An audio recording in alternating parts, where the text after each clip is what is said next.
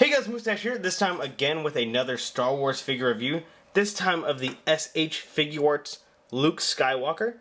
This one is from the Return of the Jedi, so you can see some of the accessories we have in the box. First off, we do get this awesome Star Wars gold foiling there on the front. On the side we do get a picture of Luke. On the other side we get a picture more of, that kind of looks like a lightsaber, but not really. On the other side, we do get a little picture of all the things he does come with. Comes with the extra face as well as the hair, as well as it shows off the figure with the Darth Vader, as well as we get a special Darth Vader head. So let's go ahead and get into the figure and check him out.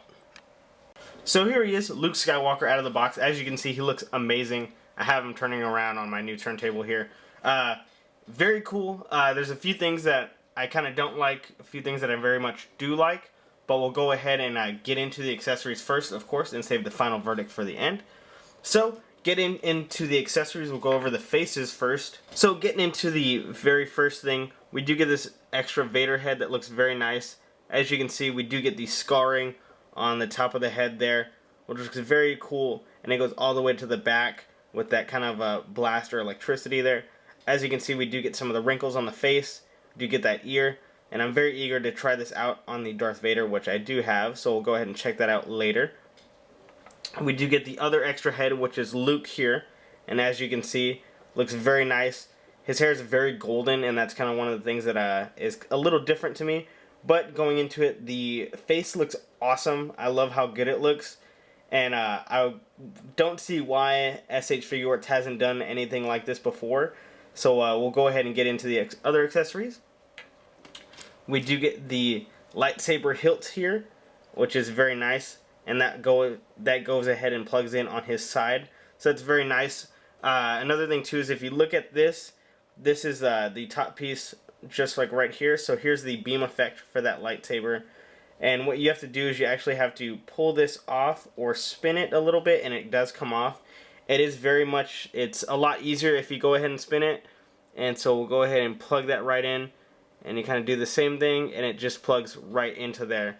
That's very nice that we can go ahead and have both the bladed and unbladed lightsaber there. And then last but not least, we do get some of the extra hands. So of course we get a hand to hold the lightsaber. We get two hands to hold the lightsaber, so you can have that double-handed or single-handed. And of course one is gloved. And then on the other one we do kind of get an open hand or a relaxed hand, or you can also say a forced hand. And of course we do get that gloved and ungloved for that as well. So let's go ahead and get into the figure and check him out. So here he is up close and personal, the Star Wars S.H.Figuarts Luke Skywalker. As you can see, his face sculpt is awesome. It looks exactly like Mark Hamill in the movies. I'm really loving this figure. Like I said, he does have the one hand without the glove, and then he has the other one for the robotic glove. As you can see, he has the skin color peg for the glove hand. That's not bad, so I very much like it. And then these awesome shiny boots, which look very cool. And going around the whole thing, it looks awesome. You know, like I said, the only gripe I have right now is the hair. We'll go ahead and actually, I'll try to switch out this lightsaber real quick, just so you can have the lightsaber on the side of him right now. And like I said, it's very easy to do it. So if you look at it here, you have a little black box there, and that's actually a peg hole, and you go ahead and just slip that onto the peg here, and you push it, and you're good to go.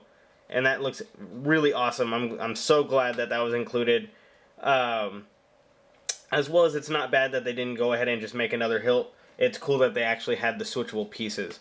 So going into articulation, he looks up about that far, down about that far. You do get some neck movement there. One thing that I thought was cool is that the collar is actually on the joint, so the collar moves with the neck movement. And then going down to the arm goes up about that far and can do the 360 degree right there. You kind of have to fiddle with it just because you do have that little kind of floater piece there, and then does do more than 90 degree there, so he can, you know, get his vengeance. Going to the other arm, same thing, bends about that far, can do the 360 degree, can go ahead and touch his head, which is nice. It is on a ball joint, So going down the wrist, 360 at the wrist, front and back pivot. Same thing with the other one, 360 front and back pivot. Going down to the legs, nothing too crazy on the legs. It goes up about that far. Can go back about that far. It is hindered by the little butt there. Goes front about that far. On the legs, can do more than 90 there, which is nice. And actually, when you look at it, you could barely even tell that the joint is there. So I thought they hid the joint very well, and it's not like a huge joint.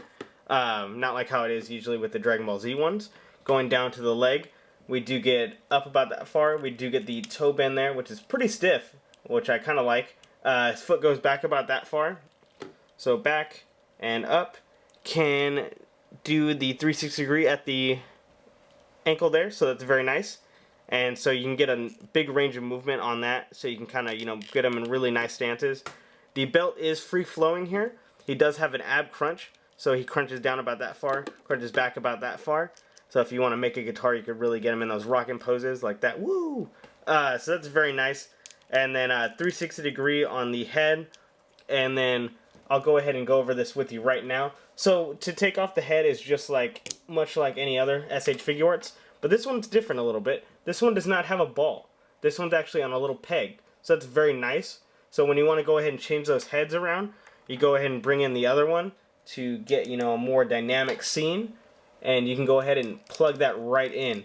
You're not going to end up searching like you do with the other S.H.Figuarts if you had to take off the head, or if you took off the head and you tried to swap faces and stuff like that. So we'll go ahead and take this back off. So the cool thing is too is that these faces here actually do come off if you lift up the hair, which is actually a separate piece, or actually you lift off the front of the face there. As you can see, it's just numerous pegs, and then you can actually lift off this top piece, which is the hair. So let me go ahead, and I think I'm probably out of focus for that whole explanation. But if you wanted to put a different set of hair on there, you can go ahead and do that. And you just go ahead and try to move that forward, and then take off the top like I said. So here's that other hair that was on the more dramatic version of Luke there. And you just try to find the way it goes in, which is right there, and bam. So you kind of have the relaxed hair with the, distress, or the flowy hair with the relaxed face, and then going into this one, same thing. You can get the relaxed hair with the more intense face. So you can really get those, those different poses, which is very nice. It's a very nice touch. They didn't have to do that. They could have just had a face that pulled off, but it is very cool. Props to S.H.Figuarts, of course, for doing that.